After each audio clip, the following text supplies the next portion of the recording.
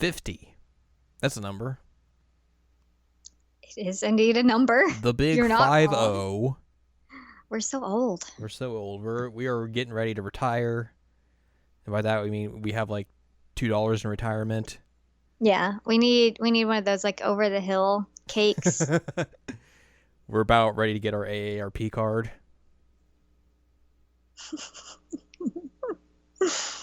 You get discounts at Outback with an AARP card. Man, I need an AARP card. Right? Get all the discounts. Right? What is 50 is the silver anniversary, isn't it? Oh, how would I know that? I don't know. Google. What is a silver anniversary? Wedding anniversary names common to most nations include silver's 25th. We are at golden. Oh, snap. We're gold. Yeah, we knew that. Welcome. Hi. To the most golden edition of the Seasonal Anime Checkup OVA. Episode number 50. If this was like a video game, this would be Seasonal Anime Checkup OVA Gold Edition, which would include pretty much like all the DLC and stuff. Like it'd be our fake Game of the Year edition, but we didn't win Game of the Year. But we're not going to be like those jerks who put out a Game of the Year edition when they didn't win Game of the Year. We're just going to put out our Gold Edition.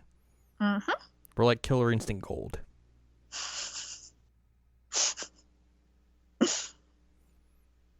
Anyways, hello. This is episode number 50, the Big 50. I'm Jared, joined as always by the golden... I was going to say you're the golden star, but that's Koto Ibushi. The golden co-host. Yay! That's Ladyem. Hi! And today, we're going to talk about a golden video game. Here on this podcast, we have conversations about anime, video games, and manga. It's actually pretty red. I mean, there's a hint of gold on the cover. Yeah, but it's mostly red. It's mostly red. Yeah. We're going to talk about one of Al's favorite games. We are. Have you ever given a definitive list of like your top 5 favorite games? Because I don't think you have. It changes pretty much that's like fair. Daily. I would put this definitely in my top 10. That sounds about right. My favorite of this particular series. It's like I told you, I think this is like, it depends on the day. Like this is either number 2 or number 3. It's basically this and 6 can like interchange. For me, I would put this above 6 for me, but it would be like 2. This would be number 1, then 6 would be number 2, and then I think 3 would be number 3. See, for me, it's 3, and then either 4 or 6. Yeah, 4 and 6 are fabulous, but 4 is what we're focusing on today. We're here to talk to you about Apollo Justice Ace Attorney, or the Japanese phrase Gyakuten Saiban 4, just Ace Attorney 4. Mm-hmm. The 4th Ace Attorney game. The first game to appear on Nintendo DS in Japan. I mean, all the other ones had come out here on DS prior to that, so that wasn't anything new. Mm-hmm. But you could definitely tell with this game specifically, like, hey, this is Japan finally got onto a new system and was like, hey, we can do some neato stuff with this. Yeah, you could tell that they're like, hey, touchscreens are fun, right? These aren't just GBA remakes. Oh, man, I love this game so much. And there is a reason we're talking about a fairly old game, guys. True, like, you mentioned this, and then, like, I didn't realize this was coming out so soon. But the 3DS re-release of it is coming out. It's come out this week. Mm-hmm. It's already come out by the time this is up. Yep, would have been this past Tuesday. Mm-hmm. Which is essentially, I think, just the mobile versions of it, but on 3DS. Such a kind of HDified. Yeah, basically the same as the trilogy re-release that they did a year or two back. Mm-hmm. When they put all those out, and those were based on the mobile versions as well. But yeah. Y'all, Apollo's finally getting some love, and it makes me happy because I love Apollo as a character, as a person. I love Apollo Justice. Like there are a few guys in gaming that like I'm sure you have gathered if you've listened to multiple episodes of us that I'm like, yeah, that's a video game bae. He's perfect. Apollo's one of them. If he were a real guy, I would probably ask him to marry me immediately. No questions asked. Like, yes, please marry me, Apollo. You are fantastic. He's awesome. And he wouldn't feel very short if he were dating me because he always is talking about how short he is. There you go. I love Apollo. I love Apollo, guys. Like, Apollo is fantastic. It's true. It's very, very true. I mean, as well, this game in particular was a departure for the series as well because, oh, absolutely. you know, they had the original trilogy, and we were just talking about this before we started recording, but like the creator of Ace Attorney, Shu Takame, was basically like, yeah, we're done. We don't need to make any more of these. The story's done. Phoenix's story is complete. We don't need to add anything to it. We are good. And then they were like, what if we made a fourth game? And he's like, new main character. That's what we're doing. That other guy, nah, he's gone. And then everyone's like, well, what if we kept Phoenix in? He's like, but what if Phoenix? Well, and I agree with him. Like, although in this one it works, and some of the later ones it doesn't work as well. But so I guess some background story is that I had been a fan of Ace Attorney series like since it came out. So like once it got a North American release, it's like, this is amazing. I'm so into this. And then when Apollo was announced, I was like, oh, okay, this is interesting, like new character. And for one, I thought that was genius because you needed a new character. I agreed that like Phoenix was, I don't want to say I don't like Phoenix because that's not true. But he's run his course. He's run his course. And like Phoenix needs a break. I'm kind of tired of Phoenix. So when they're like, hey, here's a new attorney and his name is Apollo and he's loud and young and crazy. I'm like, yeah, I'm into this. This is rad. He's red, which is weird because I don't even like the color red. I like blue. I like blue a lot. But so then we got this game and they did shoehorn Phoenix in, but the way that they did it here worked. Right.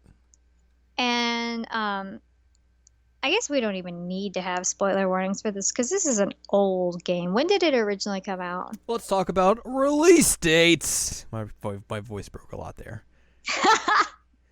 So originally this game came out on the Nintendo DS on April 12th, 2007 in Japan, February 19th, 2008 in North America, May 9th, 2008 in Europe, and then May 22nd, 2008 in Australia. Then came to iOS on December 1st, 2016 worldwide, on Android on December 6th, 2016. That's also worldwide. And finally, coming to the 3DS on November 21st, 2017 in North America, November 22nd, 2017 in Japan, the 23rd of November in Europe, and then the 24th of November for Australia. Excuse me. But yeah, like really, the statutes of limitations for spoilers on this game, it's been 10 years. But hey, like I mean, I didn't get around to playing this game until like what, last year? Is this one of the games that I harassed you about? Yes, it totally is. Okay, because there are several games that I harassed Jared to play, and I feel like this had to have been one of them, and you just confirmed that it is. Well, like, because like I'd played the first 3 and 5. And I played them out of order. Like I played 1, 2, 5, 3, and then this. So it was real strange. Yeah, wow. But yeah, like I mean, I did like it, like coming out of it. Like I remember I was very, very, very impressed with it. And pretty much like after I'd finished, I was like, why did I wait so long to play this? Like what was I doing? I feel like it's some of the best storytelling that Ace Attorney has done. And I wonder if part of that is because they weren't so constrained with like Phoenix and what they had put him into. Like Phoenix very specifically had a box at that point. I mean, yeah, Phoenix but was like this type. I would even say like the third game is also like one of the best. No, you're not wrong. It's one of the best games in terms of like the storytelling this series can do, and that's like at the end of like his supposed arc and all that stuff. But like, but like So maybe you said, they just like got their stride. yeah, I think that's completely it. Like coming off of the third game and into this, like the storytelling is just fantastic, which even I think makes 5 even such like a departure. Because if you don't like know, like 5, they basically went back to like, oh, this is another Phoenix Wright led game. Apollo's kind of in it, but not really. And Athena exists. Like I remember back when that game came out, I was more of a defender of that game because I thought a lot of people were giving it a bad rap. But hindsight being 2020 and all, looking back at it after playing all the games, it's pretty disappointing. Like it's probably the second worst game of the series. I agree with you on that, and I also defended it when it came out. But again, yeah. like coming off of 4, yeah, it's a huge disappointment. And then looking at what 6 did, oh man, it even further like pushes that point. Like, oh man, this is kind of a bummer of a game. Yeah. So, Apollo is introduced to us. He is a rookie defense attorney, as we typically get, and he's working for Christoph Gavin, who is this fancy pants defense lawyer. And it turns out that his first client is defending Phoenix Wright. Which is certainly a change of pace in terms of like, how these games go, and it's a very impactful introduction because, if you've played the first 3 games, you kind of know how Phoenix is in terms of a character.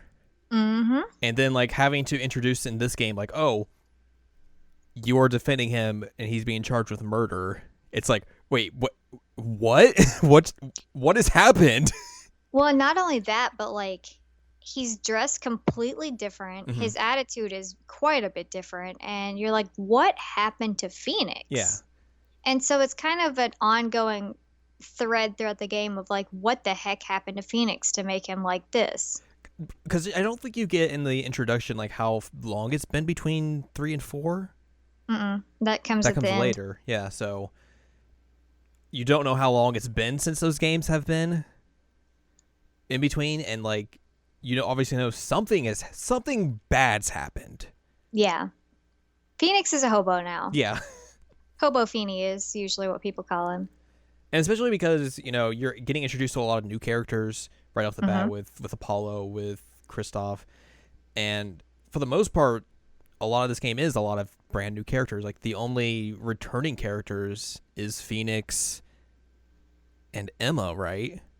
Yeah, and Emma was even like, she was a tacked on case later, so she wasn't like really an original trilogy. Yeah. If you had played that I guess kind of DLC case for the first game, you would know who she is.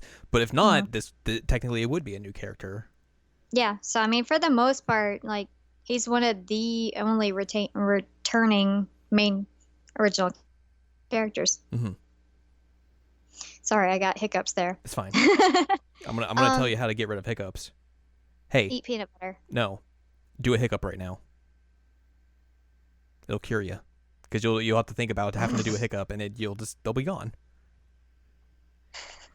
Anyways, so yeah. So Phoenix got into he's a piano player in quotations. Sing us a song. You're the piano man. Yeah. Also turns out he can't play piano. It's a pretty bad when that's your job. Yeah, no, he can't play piano. He is actually a poker player. And so he's a poker player, and he is caught up with this guy named Shady Smith, and Shady ends up being bonked on the head with a grape juice bottle and dies. And so the question was, did Phoenix kill him because Shady was cheating? And Christoph is your assistant in this one. each game you always have an assistant, so he's kind of the one like leading you to where you need to go. Which is reminiscent to, like the first game where Phoenix had Mia. And then in the third game when you play as her and she has the big dude, which is the dude she's working under. Oh, right. So like that's a common theme throughout these games, especially for your first case, like your tutorial case. Until it turns it on its head. Yes, that's true as well.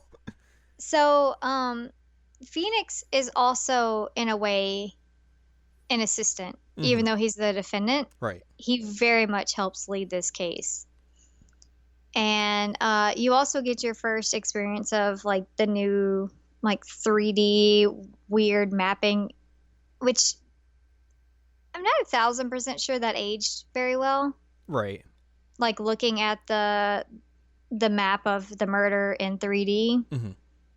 But what can you do? It's an older game. It was them trying to like find new things to do with the series, and especially with new hardware. Like, why don't we do this?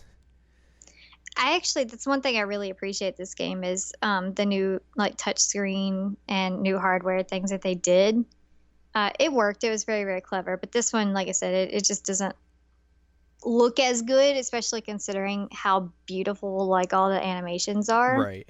It's kind of like it's like how when you're playing the localized version of the first game and you get to the last case, which is like the bonus case essentially, and it has a lot of like touchscreen and DS specific like interactions with it, and it feels so out of place considering you have never done any of that in the actual game. So turns out that Kristoff is not as helpful as you would think he is, because Kristoff ends up being accused by Phoenix of being the one who actually pulled off the murder. And I can't remember, I don't think it's this case where you actually get any bracelet use. I think it's the next one. But with the help of Phoenix, basically you turn it around and say, turnabout, Kristoff is the one who did it. So Kristoff gets, put in jail. And Apollo has now found himself without a job because he just put his boss in jail. Whoops. So that's one way to start out as a rookie. Yep. But it ends up kind of, for one, it introduces Phoenix again. It introduces Phoenix as he currently is. Mm-hmm. And also shows you that you can't always really trust your companion. Right. Because your companion literally murdered a guy. And also, like, even though it shows, Phoenix having like this shady and rough exterior like view of himself, like he's you get the hint that like, okay, that's still the same guy I've played like through these 3 games with. Even though like, hey, still something, I know something happened, but he hasn't like changed dramatically to where he's going to start murdering people. Right. You know that Phoenix didn't murder somebody. Yeah. He's just, something's off. Mm-hmm. You know that. And so that's how that case ends. And you are now the unemployed Apollo Justice. What Whoops. A start. Yep. So then you get the second case where he ends up joining the Write Anything Agency, which is the former law services of Phoenix Wright. But actually at this point, their primary source of income is Trucy Wright. It's like a talent agency now. It's a talent agency. And that's why it's the Anything Agency. And you don't really get a whole lot of explanation on Trucy yet, but for the most part, all you know is this is Phoenix's daughter, which then brings up a lot more questions of how long has it been since the third game that Phoenix has a daughter. So it's really, really confusing. And also she's like the new sidekick. She is the new sidekick. This is kind of your first real case where you're learning how the new mechanics work, and but it's also one that's not as relevant to the story. Yeah, You always have. it's mostly just like, here's all like, okay, here's your tutorial case. That's the first one, obviously. And then the second one's Mhm. like, okay, here's your first real case, but also here's the new mechanics that we have in this game that we're going to introduce to you, and also probably some newer key major characters that also are going to be introduced to you as well. Yep. So first, Apollo is put onto some bits that are not really related. Like there's a panty thief, Mm-hmm. and there's a stolen noodle cart, and there's something else, but I can't remember what it is. But anyway, you have all these weird things that he's investigating, Well, Phoenix almost and get hit, like got hit or oh almost got hit by yeah, a car. Phoenix got hit by a car. Yeah. So that's the other one is the car, the panties, and the noodle cart, which And it's all like the panties. Go ahead. it's all in front of like this like supposed like mafia families like headquarters or something like that too. It's nearby, Yeah. and the panties leads to some really really funny jokes. Yeah. Especially through Trucy, because I mean Trucy's like what 13 or 14, Mm-hmm. so she's also a magician. Yes. Worth mentioning, she is a magician. That is her skill. So Apollo is running around trying to figure out what's going on here, and eventually it is revealed that there is a murder. Surprise! What? It's an Ace Attorney game with another murder. And this is when you get like Emma checking things like you pour cement into a shoe print and are able to pull that out, and you're Right. able to fingerprint dust things. And those are the new mechanics, and they work really, really well. Yeah. I think one of my favorite ones was the fingerprints, because you dust it and then you have to blow Mhm. into the DS microphone. Which is what they introduced in that bonus case in the first game as well. Mm-hmm. Which I should say, like, when I think I already knew this, but even still, like, having Emma be reintroduced as like, oh, she's the new detective for this game, I was like, yeah, that's awesome. Yeah, I love Emma. She's great. Love, love, love Emma. She's fantastic. So the one guy who is murdered, he has the noodle cart that he is attached to for some crazy reason, and the mafia's son is arrested for it, and he looks like a skunk. What's his name? Wataki? Something crazy like that. I think it's Wataki. Anyway, Walkie-Kataki. Waki Wataki. I don't know. Is that his name? Yes. Okay. So he is a rambunctious young man. Yes.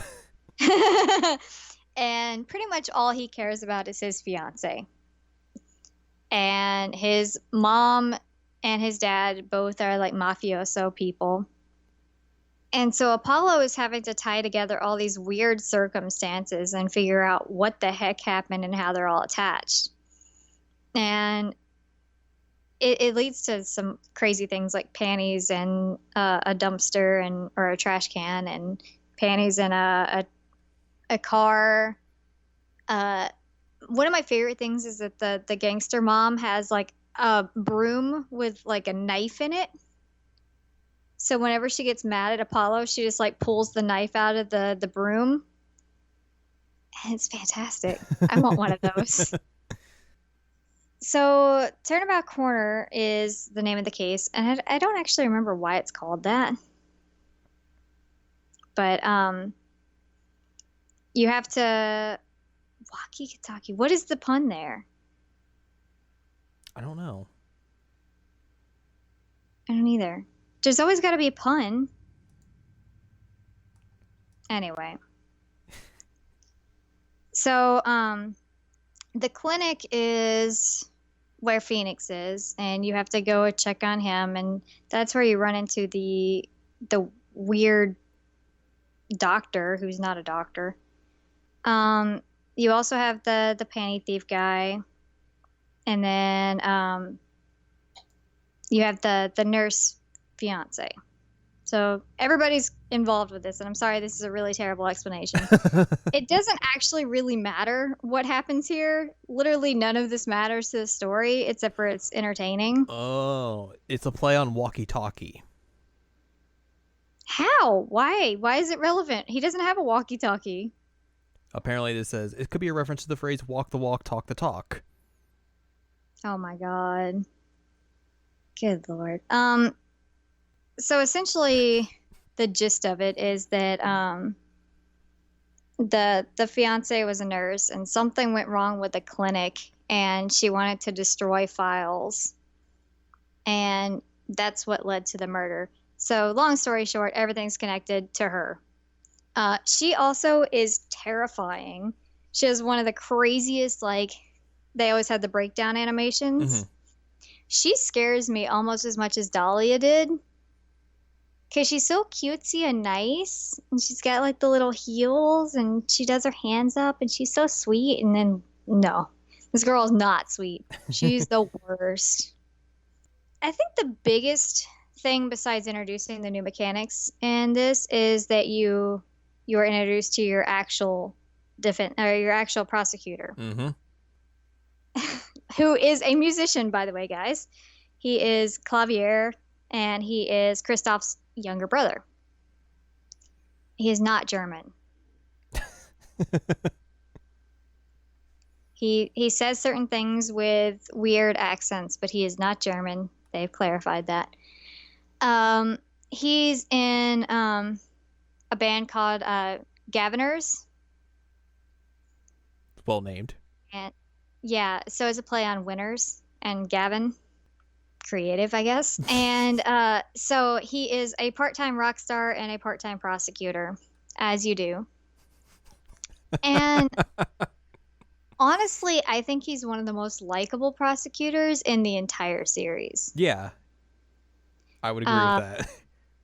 Because he's not the kind that's like strictly out for winning, which a lot of them are. Like Edgeworth always was about winning until he wasn't. But and then later on you end up getting Samurai Bro. And he was always about winning. And it's either like for like a lot of the prosecutors, it's like it's either about winning or it's about revenge. Right. And so Clavier is willing to do whatever it takes to get to the truth. And I really appreciate that. So while he's antagonistic to an extent, like he constantly makes fun of Apollo's forehead, which is rude. He's never actually like a bad guy. Right. And it's a really good dichotomy with him and his brother. Mm-hmm. Because his brother was so purely evil. And especially because you would expect, like, oh, with his brother being put away by Apollo, like, oh, here's another case of revenge. And that's what you would expect from this, is that you would expect him to be like, oh, you put my brother in jail, like, I hate you. But that's not what he's like at all. And yeah, he deserves to be there. Mm-hmm. Like, let's do this, bro. Let's have some good mental exercises with this case. So I really, really like him. And he's very underutilized in the series after this. Because he's only in Dual Destinies for like a hot second. A hot second. And he's like, hey guys, I'm here. Here's some stuff. Bye. We're going to do this fake trial. Okay, later. So, Capcom, if you're listening, please bring him back. He's wonderful. Also, he's got this crazy, like, twist thing on his hair that I love. But that's the big thing you get out of this, is his introduction. Mm-hmm. Which then leads us to your favorite case. Oh, boy. Oh, I love this case. So, Turnabout Serenade. It takes place in a Gaviner's concert. And you end up having to watch this great video that is like a cutscene of the Guitar Serenade, which is an introduction of I can't remember her name. What is her name? Hang on. I'm bad at names. I'm always bad at names, guys. I'm sorry. I don't know how to pronounce it is the thing. Oh, really? Lamoureux. Lamoureux. So she is the mysterious song lady. She doesn't speak any English, and she always wears a veil. She has this little piano child that follows her around, and he's kind of supposed to be like the interpreter. Mm-hmm. And they're from a foreign country, and she is very, very skilled at singing. That's the gist of her. But she is participating in this concert as a, I guess, a guest star. Yeah, that makes sense. For the Guitar Serenade. So this video is your favorite thing in the universe. Favorite thing in the universe? Yes, clearly. It's fascinating because it's got like the little like beeping sound as the voice. Mm-hmm. Yeah. But because we still hadn't done like actual voice acting. And yet. You got like the weird 3D animation here as well. If you watch the video, you get hints of what's going on. Right. But you end up having to watch this video like 20 times. You do. Mm-hmm. It drove me mad. I remember you complaining to me, like, do I really have to watch the Guitar Serenade again? Yes, you do. And then again. You get to watch and again. And again. And again. And again. And again. And again. And again. And again. Oh. So many. You get to watch this a lot. You become very, very familiar with Guitar Serenade. So this case is very funny to me because Clavier is very mad mainly because his concert was messed up. Yeah. But somebody's murdered during Guitar Serenade. So he's not even mad about that, really. He's just mad that his concert was messed up. He's like, everything's ruined. And I don't want to say he's uncooperative during the investigation, but he's just well, especially because like this would be a huge like probably show, considering it's like, oh, here's these two big stars coming together for like one night only and all this stuff. That makes sense. I guess. I'll give you that. So he's mad. And also his guitar caught on fire. His guitar did catch on fire. Did I ever tell the fact that he like specifically throws out musical phrases in his statements? Because he does. God. I like the Octung that he always yells out is specifically like a U2 reference. Yeah. Which is awful. U2 is terrible, and you really, really shouldn't ever reference them. Oh, it's such a beautiful day. Jared. Why would you do this? It's like the one U2 song I know. Come on. They're trash. Don't ever listen to U2. I freaking hate U2. So, it's essentially like her bodyguard who is killed. I think it's either interpreter or bodyguard. He might be both. He's a giant guy. So there's all the fun investigations and moving back and forth underneath the stage to find out like all the tricks behind it, and watching Guitar Serenade a million times. And during the investigation, you find out that I can't remember if he's the bassist, but he's one of the guitarists. But his name is Crescend, and he has like a weird shark look to him. His look is very, very fascinating, but he looks like a shark, and I don't like that. Turns out, though, you also find out that Lamoureux, she speaks English fine. Yes. Totally speaks English. She just doesn't remember anything at all. Whoops. She doesn't know who she is. It's a bad thing. Yeah, she can speak English. And at one point, like her piano kid is accused of the murder. I think he is from the very beginning, isn't he? I think so. Yeah. So, go and we're defending kid. And I forgot to mention that the new mechanic, because Phoenix has the locks, the sight locks and all that. Mm-hmm. Apollo has his bracelet. Yes. So Trucy ends up telling him, like, hey, maybe you should pay attention to what's going on with your bracelet and maybe these people's ticks. You might find out something. Thanks, Trucy. You're the best. So Apollo always wears this, like, gold bangle, and it pulses whenever he can feel, like, people, I guess, lying specifically, which you'd think that it pulse all the time because everybody lies in these games. Right. But it's only in specific parts where you have to find, like, whatever tick is going on with them to catch them in a lie, which is a cool thing.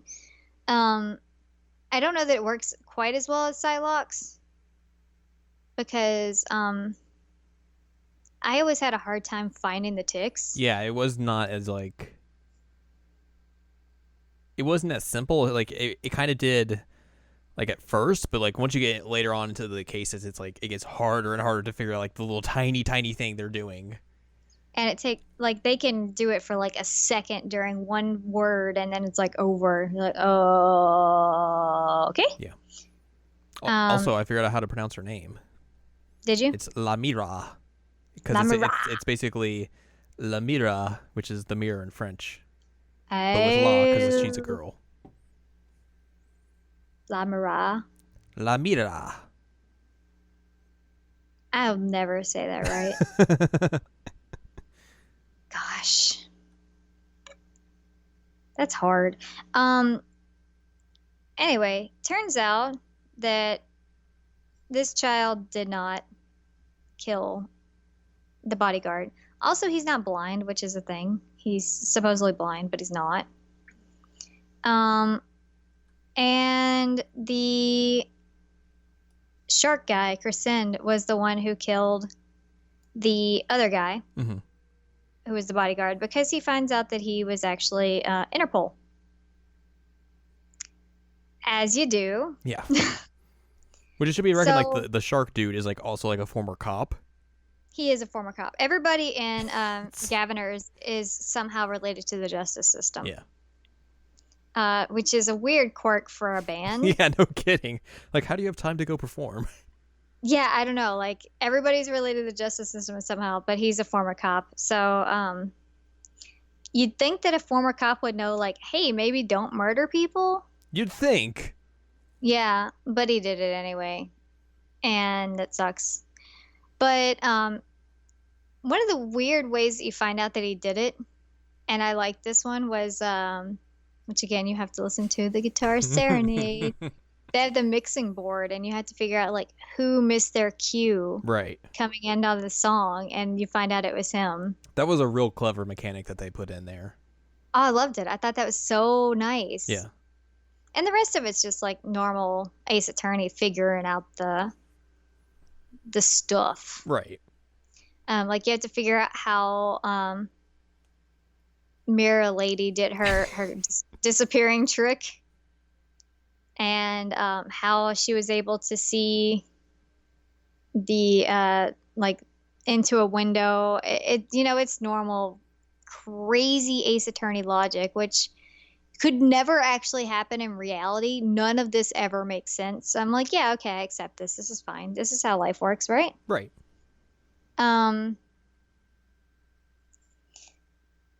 So this case becomes somewhat relevant later, but it at the time it seems kind of not connected, but it is. Yeah, very much is. Yes. Which then brings us to the craziness that is, like, the finale of it, because it's all over the place. This is where you actually find out what happened to Phoenix. Because it's two parts. It's like, here's here's what happened to Past and Phoenix, future. and then here's what's happening now. Yep. So there's an artist and he is murdered and they think that his daughter did it. Mm-hmm. So that's the actual current case. But you also end up having to do like past work. And I forget exactly how it functions, but it's a fascinating system. And he also forgot how the system works. What was that? So also this introduced the juris system. Yes. Which they never bring up again. No. Just kind of a bummer. But yeah, you find out that Phoenix was disbarred for producing false evidence. And it was 7 years ago? Yes. Is that right? 7? Yes.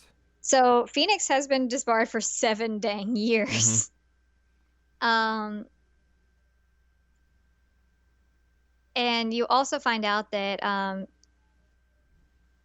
part of the case was involved with the magician troupe, Grammar. I don't remember how to pronounce it. Sure, we'll go with that. Yeah, but the part of the case is involved because there's this entire issue about who gets the rights to the magic. Mm-hmm. And so there's a case with Zach, who turns out is Trucy's actual dad. Yes. So we know, Trucy is not Phoenix's kid. How did he obtain this child? Zach disappears in the middle of the case because he's afraid that he's basically going to get accused of murder. Because there's the 2 Grammar guys, then there's the main guy. There's also a lady involved, but she's missing. Mm-hmm. Ooh, wonder who she could be. Who could it be? Yeah.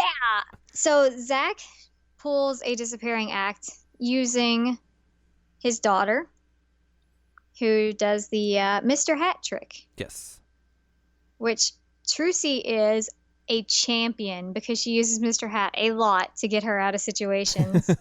And it's essentially just like a weird pop-up guy that appears from her cape and wears a hat. Actually takes her hat. Yes. And so they used her as a distraction to get Zach out. But then now she has no dad. So Phoenix adopts her. And turns out that Zach was Shady Smith, who died in our very first case. So now her dad's really dead. It all comes back to the beginning. It's all cyclical. It is. So that's the past case. And that's the issue with the falsified evidence, because it was a journal page that was falsified. And it was falsified by the Mishams, who is the guy who's currently murdered, Mm-hmm. and his daughter is on the, they think that she did it. Yes. So, this is a really complicated case. It really is. And I'm trying to describe it as best as I can, and I realize I'm doing a terrible job. But it turns out that the daughter was always the one who was doing the falsifications. And it also turns out that Christoph was the one who basically ordered the falsification in the first place to get Phoenix disbarred. Yes. Because while Phoenix and Kristoff knew each other, Kristoff didn't really like Phoenix. Which, I mean, it seems that a lot of people don't like Phoenix. Yeah. So I guess that makes sense. And you also find out that Vera, who is the daughter, has a habit of biting her nails when she gets nervous. Mm-hmm. So Christoph has been playing a very long game with this girl. And actually is somehow involved with the dad as well. It all also cycles back to Kristoff. Yep. Because there is a stamp that is the magician troupe, Mm-hmm. and that stamp had a poison put on the back. So when somebody licked it, it would kill whoever licked it. Yes. However, the daughter really liked that troupe, and so she wanted to keep the stamp. Mm-hmm. So they framed it. So Kristoff's long game of murdering people ended up being much longer. And also, there's nail polish involved because, when somebody bites their nails, what if you put something in their nail polish? But she doesn't die. No, she gets poisoned, but it doesn't like kill her instantly or anything like that.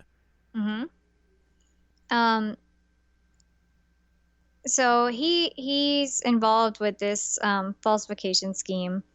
Kristoff ends up getting like massive Cyclops that you cannot unlock, and I'm still very curious about those. Yeah, that's probably like that is one of the things that like from this game that they've yet to address, and it's kind of baffling that they've yet to address that because it's such a like sticking point at the end of this game that like you get like those black Cyclops which you don't ever get ever, and there's no way to like unlock them.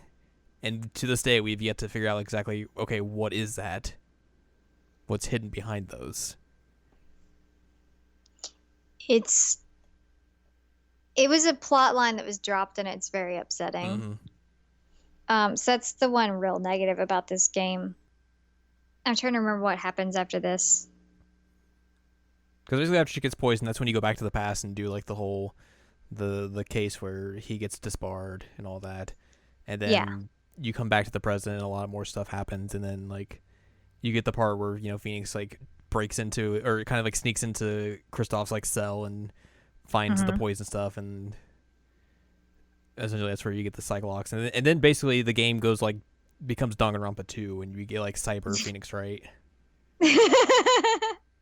Oh my god. Also, I'm not sure if it's during this, but it is revealed that there was a magic trick gone wrong with the troupe. Right. And that the girl who was involved with the troupe was shot.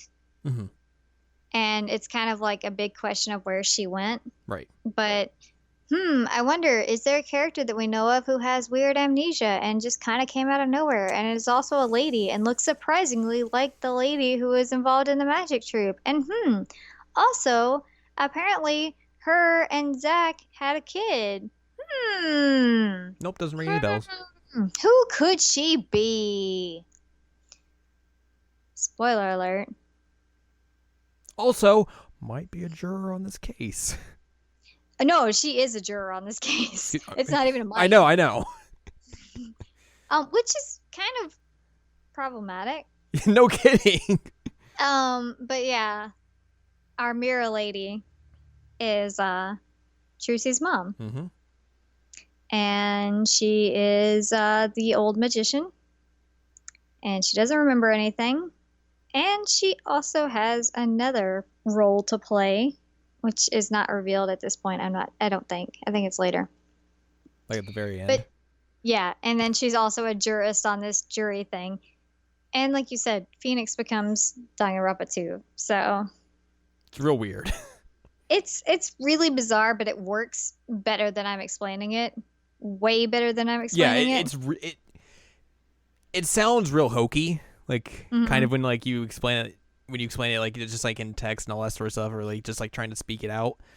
But in game, it works very, very well because it's like the entire like whole weird cyber Phoenix Wright thing is like the whole this new juror system that they're implementing. Because after Phoenix gets to Spar, this is the whole the justice system kind of changes, and that kind of like translates into the next game as well.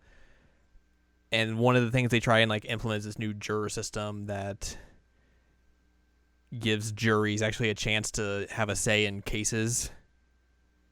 And then they drop it, like you said, after this game. So it really doesn't matter.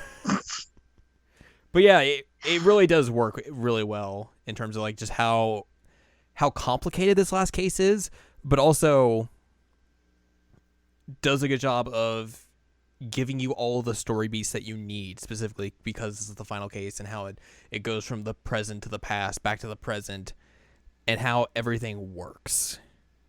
And one thing that I think worked very well in this, because Phoenix is in the game and because people do really like Phoenix, this also gave people the opportunity to play as Phoenix for a while, while also not making Phoenix the focus of the game. Right. And I appreciated that. Because you do get his flashback to the past case where he's doing the magician defendant with Zach. But he's not the focus, and he is not the focus of this final one, even though you're still finding out what happened to him. You're still finding out what happened to the justice system. I mean, there's a lot happening here. It's really, really intense. Yeah. But yeah, what we've learned is a lot. Kristoff sucks. Yep. Point one. Yeah. So Mirror Lady's real name is Thalassa. Yeah. Something like that. And this is when you actually do find out about the bracelets, because Apollo finds a picture of her and there are bracelets on her that he's like, hey, those look familiar. And it's not clarified until much, much later why she has them and why he has the same bracelet. But turns out she is also Apollo's mom. Yep. Trucy and Apollo are siblings, and no one will ever tell them. Nope. Ever. We've gone 4, we've gone 5, we've gone 6, and nobody has told them that they are siblings. It's real dumb because in 4, like they mention it. This is when you figure that out. And 5, they don't talk about it at all. At the end of 6 as well, they're like, hey, maybe we should tell them. Maybe eventually. That's so annoying. It's real goofy. One of my favorite tricks of the final case is that, again, Phoenix has looked like a hobo this whole game. And he's got this weird papa hat. Yeah. And it turns out that he has a camera in that hat the whole dang time. And it's so clever. I was like, well, at least Phoenix, purposefully looked like a hobo. Yeah. It wasn't an accidental nonsense. He knew what he was doing. He did. And basically you have to go up against Kristoff again. And it's always striking that like anytime you never have to control Phoenix, he's very in control of like what he wants to do and knows exactly what he wants to do, which is the complete opposite of how you play as him. Yeah, that's so fascinating. Like, he's so manipulative and like knows exactly what steps people are going to take. And I mean, he's not like, he's a very morally ambiguous character in this one. But he's nothing like that when you play as him. He's like, I don't know what to do. I'm so overwhelmed. Because it happens in here, and then also in 6, there's the case where you play against him, and like, yeah, he's nothing. He's the same way. He's like calculating yeah. and manipulative, and you're like, who are you? You're not Phoenix. God. It's terrifying, but that is not at all. That's not the Phoenix I play as. No, it's not. He's just a bumbling goof. He is. He's a goofwad, but like, I also appreciate that they have that like moral ambiguity with him. Yeah, yeah. They did it here, and they did it when you have to go against him. Well, I imagine as well, like, if you were, the prosecuting team and you had to go against him constantly, and like through the first 3 games and then through the other ones as well, like, he probably would be very like manipulative and cold and calculating, like on the other side, like when you're going against him. Like not having his inner thoughts and all that stuff, it probably would seem like that. Yeah, you're not wrong. I didn't even think about that. But yeah, I mean it's bizarre not being in Phoenix's head. but I don't know, it gives him a kind of depth that he didn't really have. Yeah, exactly. But it also at certain times makes me kind of like, maybe that's why I have so many issues with Phoenix as a character now, is because I feel like he's very opportunistic. In what way? I guess explain that a little bit more. So he knows how to work people and the system at this point, and he does it in this game. He does it in 6. Mm-hmm. And I don't want to say he necessarily does manipulation to get what he wants, but he does manipulation to get people to do what he wants them to do. Mm-hmm. But also he's also like in the case in 6 where you have to go against him. Mm-hmm. He's literally on the wrong side, and he knows he's on the wrong side. Right. And I know that there's like not bribery, but intimidation going on there. But like, we know Phoenix better than that, and we know that he wouldn't just straight up accept that. Right. And I think you could even extend that to like how he is in 5. Yeah. Because 5 especially, I think it does a bad regression of his character, because it kind of just like you see him in 4 and like how he is now, but then like, oh, he gets his badge back and now he's just back to being essentially the same character he was in the first maybe 2 games, not even how he was in the 3rd game. Mm-hmm. And all that is because like, oh, well, you know, people didn't like Apollo Justice, so we got to bring back Phoenix and have all this stuff and try and make it the games the way they used to be, and it really doesn't work. Mm-mm. It's really, really annoying. Like, Apollo's Justice was such a good game, and it introduced a whole bunch of new stuff, and then like, well, people didn't like it because it wasn't Phoenix. And then like the way they even treat him in 5, where he's like super brooding through like most of it. It's like, why? Yeah, it's It's not great. yeah, it's annoying. Mm-hmm. But so basically everything boils down to the juris system, and it boils down to her. Mm-hmm. So their mom is the one who decides it, and again, that's completely dropped. And the game ends with Apollo stays with the right agency. Mm-hmm. Phoenix obviously gets his badge back. Mm-hmm. I think my favorite is that Clavier just decides that Gaviners is going to be disbanded because he wants to be a full-time lawyer. Yep. Gotta take this seriously now. Like, yeah, okay, cool. And then so we never see him again, except for like a brief bit. It's so upsetting because he kind of decides that like Apollo is his real rival, and then it's like, well, he's gone now. Bye, guy. He never appears again. Terrible. Such a shame. It is. So I mean, you get a lot of really big bombs in this game, and you get a lot of great characters. Like Trucy is such a good character. Mm-hmm. And I feel like people need to love Trucy, right, way more than they do.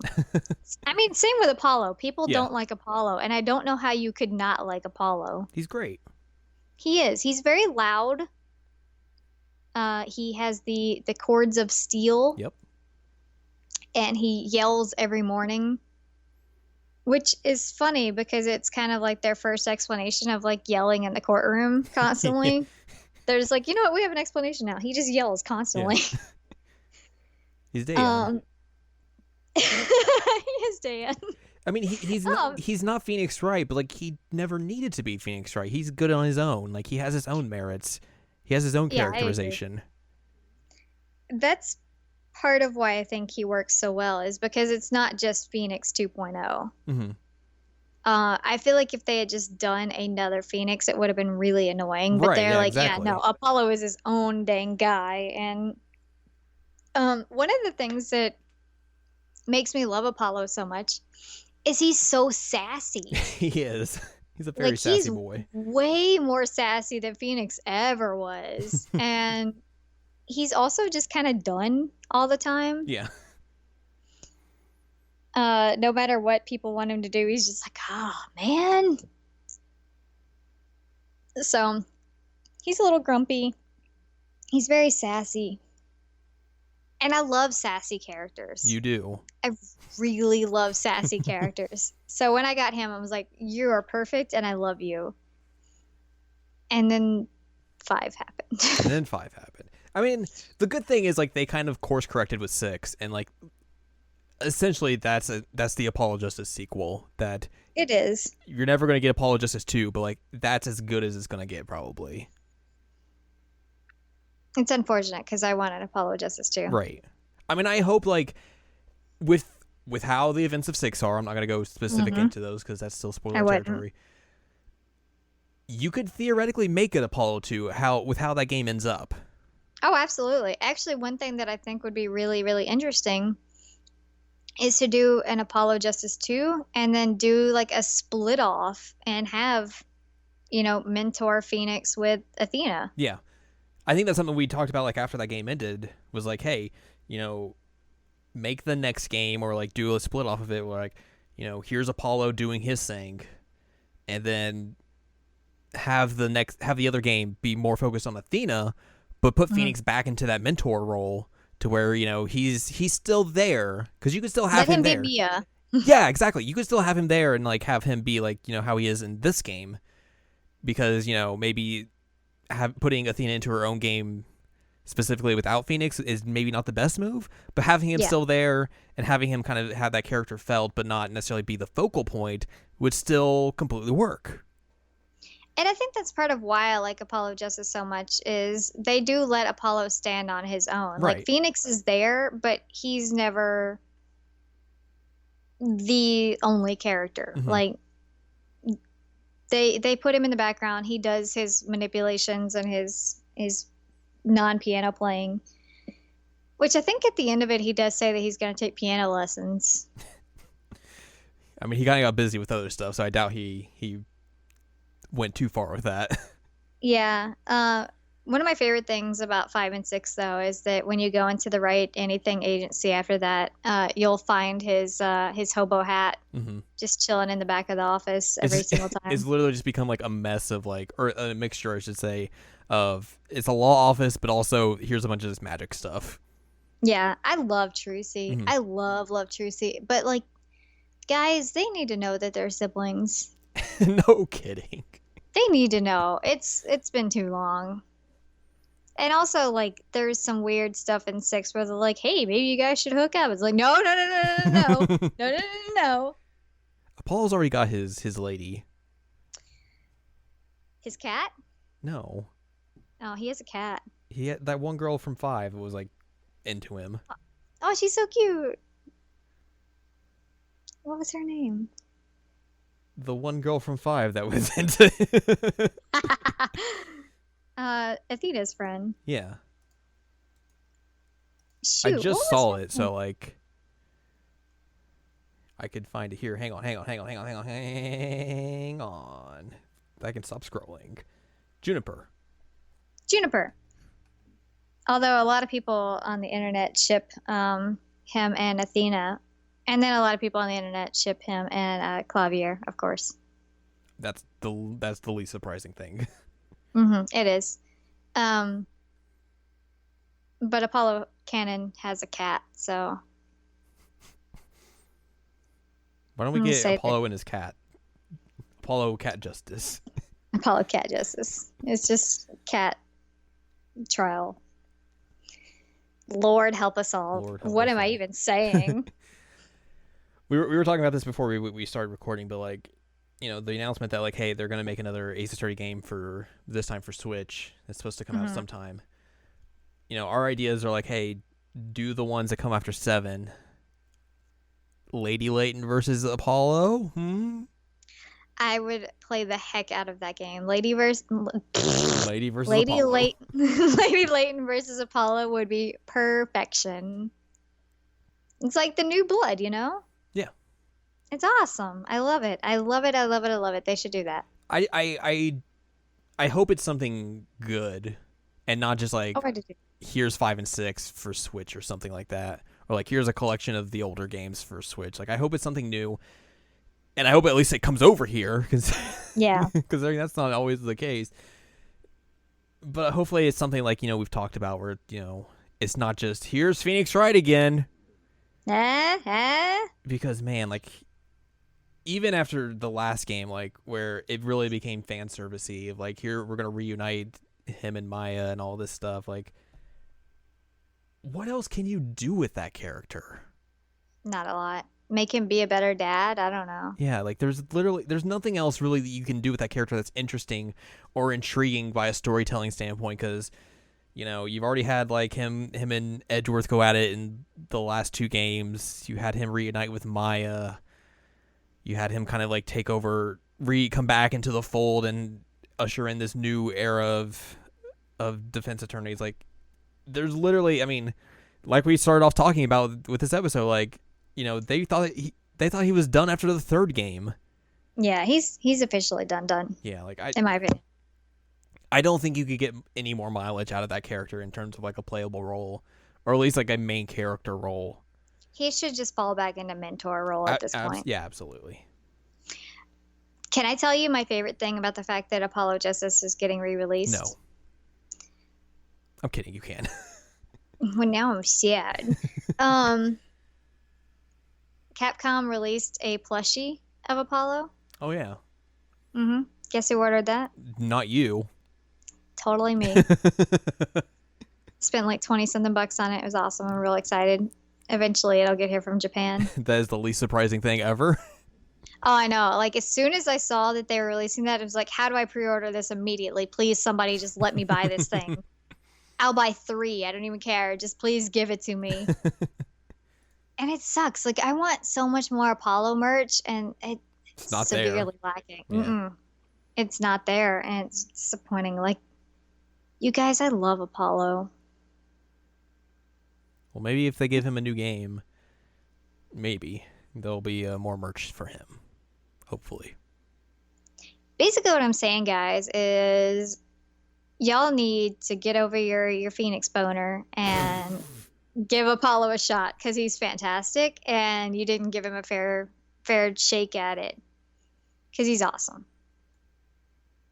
And hey, if you somehow never played this game originally when it came out, or like, man, it's probably too expensive to buy a DS card of it, or I don't want to play this on my phone, get the 3DS version. It's digital only. It's only $20. Like, for $20, you are getting a heck of a game.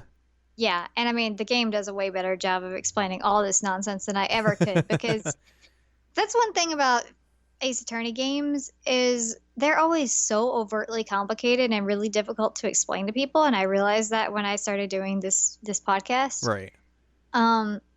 Like today. I was like, crap, these are really hard to explain to people. But it's so good. And even with me telling you like what happens to a certain extent, like even just watching it, playing through it is just, it's amazing. There's a lot more like nuance and just like description that the game will tell you. Yeah, I mean, if I had gone through every single detail, we would be here for like 3, 8, 4, 5 hours. Yeah, so I did my best on explaining the cases, and considering I haven't played it in a long time, but I think you did a good job. Round of applause. Thanks. Yay! I've also played this game a lot, way more times than you. Yeah, I only played it once, so that's why I was like, you should probably leave discussion on this. It's one of those games that I always just go back to. Right. Yeah. Like, I don't know what it is about Apollo, but I love it. That's fair. I love him. You do. Mm-hmm. He's perfect. He's like right up there with Akihiko, and that's saying something. That is. That's the high watermark. Mm-hmm. He's awesome, guys, and I hate that people shit on him so much, and I don't understand that. We never will. No, it's a mystery. The ultimate mystery. Why do people not love Apollo Justice? Because he's amazing. Also go buy plushies of him, because that exists now. And it's cute. And I'm probably going to cuddle with it all the time. Oh. Send me my mail faster, Japan. The entirety of Japan is just trying to get me this Apollo. We gotta get her this plushie. I don't know how to say that in Japanese, but that's what's happening. Oh. Guaranteed. Well, I think that's gonna wrap this episode up. Yep, it has been our 50th, and our 50th was all about my mega game crush. One of them, anyway. But seriously, this game is fantastic, and if you haven't played it, please play it because it's really, really good. And I don't think people gave it a fair shot when it first came out because it wasn't Phoenix. So go in and like ignore the fact that it's not Phoenix for a minute and just play it as an Ace Attorney, and you'll be like, whoa, okay, I get this now. Yep. Get over your Phoenix salt. Well, anyways. Hey. I hope people had a nice Thanksgiving.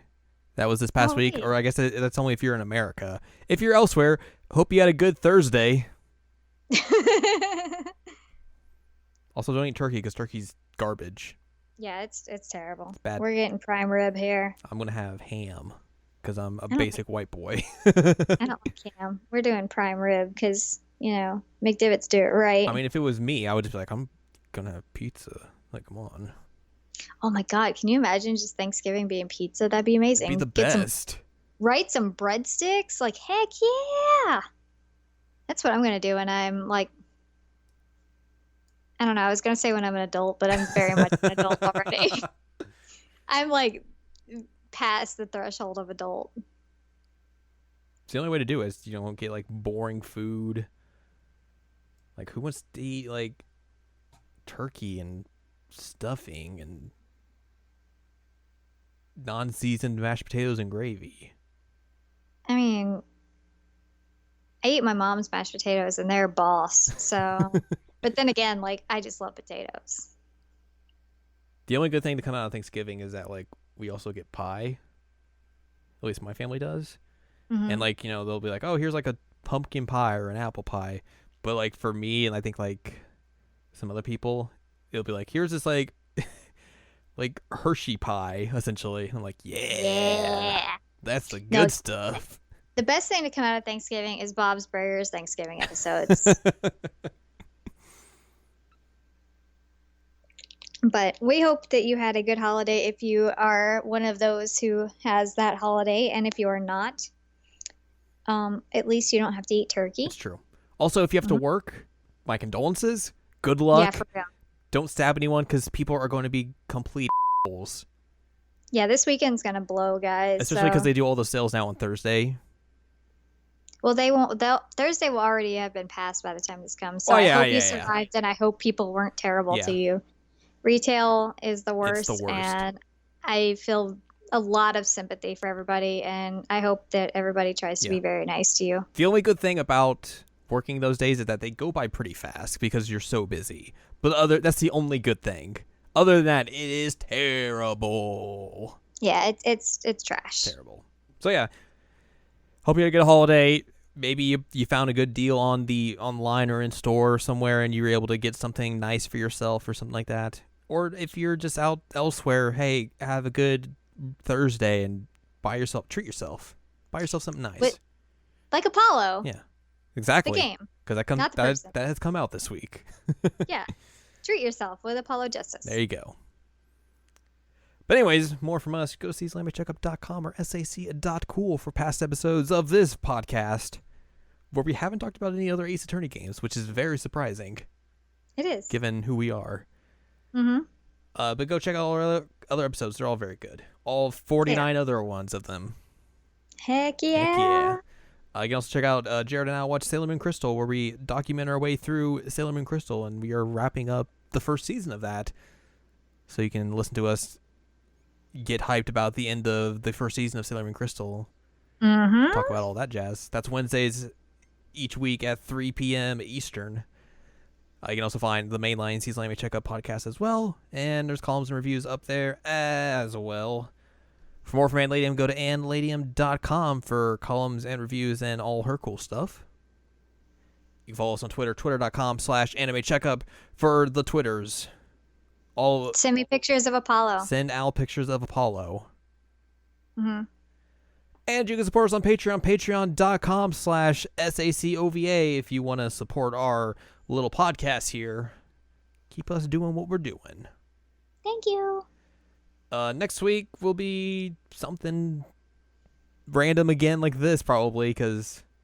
Yeah, we're in a weird place because we're waiting for other stuff to come out, but we'll figure it out. Because essentially we have the end of this month... Xenoblade 2 comes out, and that won't be... But we have to have time to play Yeah, so that'll be like a couple weeks after that. So there'll be a couple weeks in between that where we'll have like some random stuff. And then we have some ideas for the end of the year, essentially. Like we have a Christmas episode planned, and then right before New Year's, there's a special episode that's going to be happening then as well.